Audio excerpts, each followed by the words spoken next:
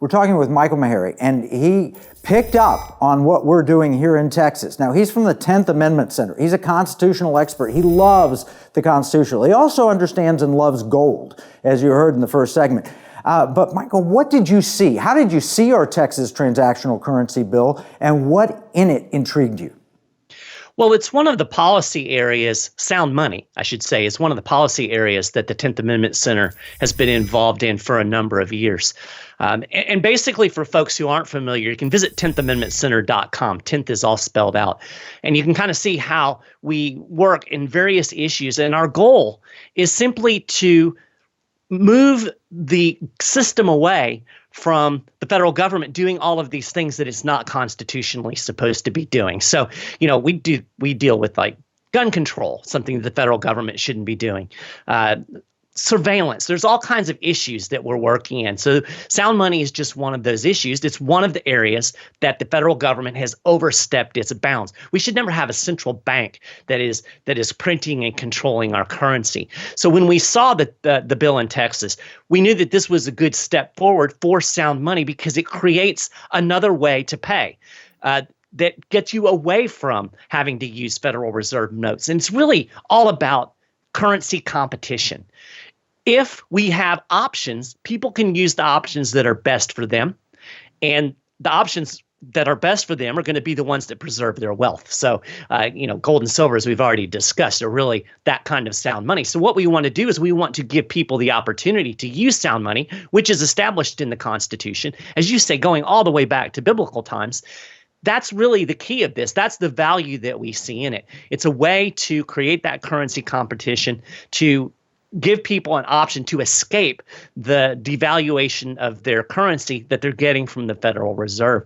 So we love this step forward, and we look at it along with the things that I mentioned earlier that other states are doing, getting rid of taxes on gold and silver, establishing it as legal tender, creating bullion depositories at the state level so that the Federal Reserve is not able to monopolize our money. It's just like living in a regular commercial environment. We want competition. We want competition in our economies. We don't want a monopoly grocery store. We don't want a monopoly hardware store. We certainly don't want a monopoly bank that unfortunately is destroying our currency. So that's really how it came on our radar. Yeah, well, the problem with optionality is that the federal government can shut down so many options. So some people say, I like Bitcoin. Oh, I'm fine with that. You can like Bitcoin, but they can literally control it.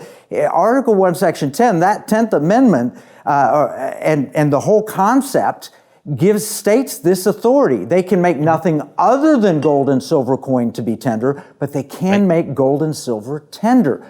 And what's really key in that is I've looked at the IRS rulings on how they tax Bitcoin, and they can tax it or they can kill it. When they tax it, it's very specific. They say a digital currency that is not tender, which means that we might be able to hold gold and silver in the bullion depository at Texas or any other state. If it's declared tender, we can challenge whether or not the IRS can tax the gains. There really aren't gains in gold and silver. They really don't gain. They maintain value. I mean, I looked at the price of a good man's suit 100 years ago versus today. An ounce of gold would buy one. I looked back, at 1980 to today, the price of gold relative to consumer goods. Basically, gold can still buy the same basket of goods and services as it did in 1980.